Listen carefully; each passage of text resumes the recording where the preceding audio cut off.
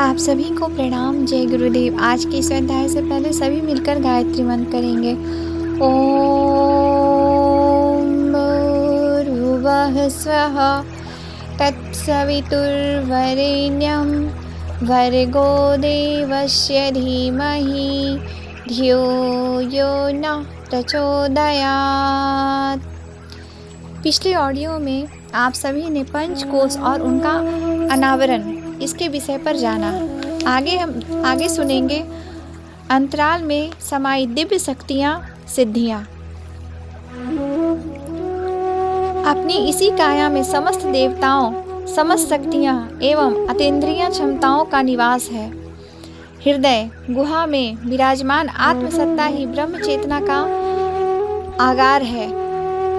विभूतियाँ उन्हीं के दिव्य निर्झर हैं जो प्रस्फुट स्थिति में अंतराल में दबी पड़ी रहती है। यदि उन्हें योगाभ्यास एवं तप साधना द्वारा जागृत कर लिया जाए तो अपने भीतर ही वह सब कुछ मिल सकता है जिसे रिद्धि सिद्धियाँ के नाम से जाना जाता है और जिनकी तलाश हम बाहर करते हैं और भटकते हैं। वस्तुतः मनुष्य के 3 शरीर हैं, स्थूल, सूक्ष्म और कारण शरीर। इनमें एक से बढ़कर एक उच्च स्तरीय दिव्य क्षमताएं, विभूतियां विद्यमान हैं। इनमें स्थूल शरीर वह है जो चलता फिरता, खाता सोता, आँखों से दिख पड़ता है। सूक्ष्म शरीर वह है जिसमें अदृश्य शरीर रहता है और प्रेत पितरों जैसे वायुभूत होता है। कारण शरीर वह है जिसकी पहुँच प्रकृति के अंतराल ब्रह्म चेतना के गहन स्तर तक है।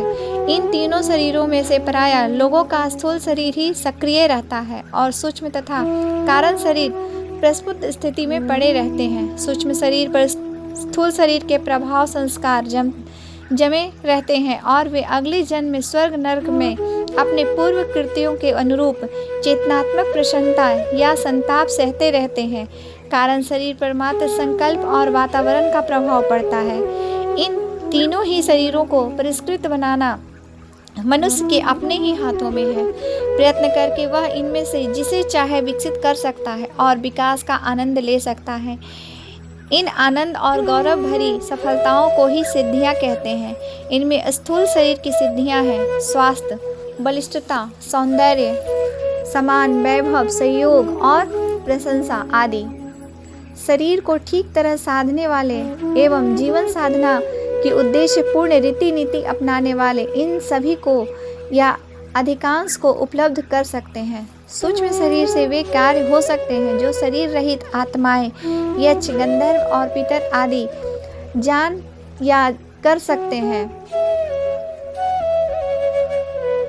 विज्ञानवेत्ता इन्हें अतीन्द्रिय क्षमताएं कहते हैं। दूर श्रवण, दूरदर्शन, भविष्य कथन, रहस्यों का उद्घाटन, पर काया प्रवेश, विचारों और शरीरों का अत्यधिक अपनी क्षमताओं के अनुरूप दूसरों को लाभ या हानि पहुंचाना, ये सूक्ष्म शरीरों के काम हैं।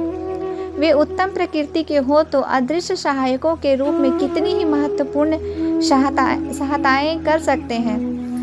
निकृष्ट प्रकृति के हो तो उनके द्वारा दूसरों को अनेक प्रकार की हानियां पहुंचाना संभव है। उन्हें एक प्रकार से शरीर रहित और अदृश्य जगत में चलती रहने वाली गतिविधियों से भी किसी सीमा तक परिचित कह सकते हैं। कारण शरीर जिसमें अंतरात्मा भी कहते हैं, कारण शरीर जिसे अंतरात्मा भी कहते हैं, यदि सशक्त हो चले तो उचित अनुचित कार्यों का बोध ही नहीं कराता, कुकर्मों से रोकता और सन्मार्ग पर चलाता है। उमंगों का स्तर ऊंचा हो तो देव स्तर के देवी सामर्थ्यों से भरे पूरे होते हैं।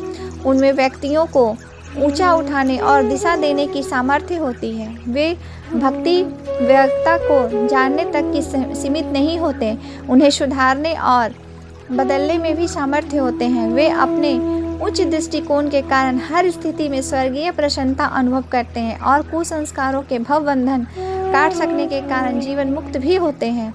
इसके लिए शरीर त्याग की आवश्यकता नहीं होती। इस तरह स्थूल शरीर में समाहित दोनों सूक्ष्म और कारण अपने अपने काम करते रहते हैं और अधिक ऊंची स्थिति प्राप्त करने में प्रयत्नशील रहते हैं। अध्यात्मवेताओं के अनुसार स्थूल शरीर की सिद्धियां प्राप्त लोगों को महापुरुष, सूक्ष्म शरीरों वाले को सिद्ध पुरुष और कारण शरीर की दृष्टि से विकसित लोगों को देवात्मा या देव पुरुष कहते हैं। इन ऊंची स्थितियों में पहुंची हुई आत्माओं को केवल भगवान के महान कार्यों में योगदान देने के लिए जन्मना पड़ता है।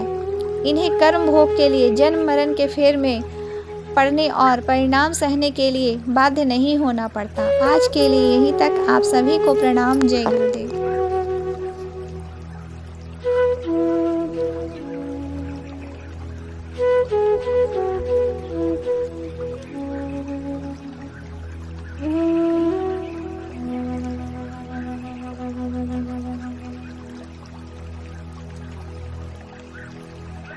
Mm-hmm.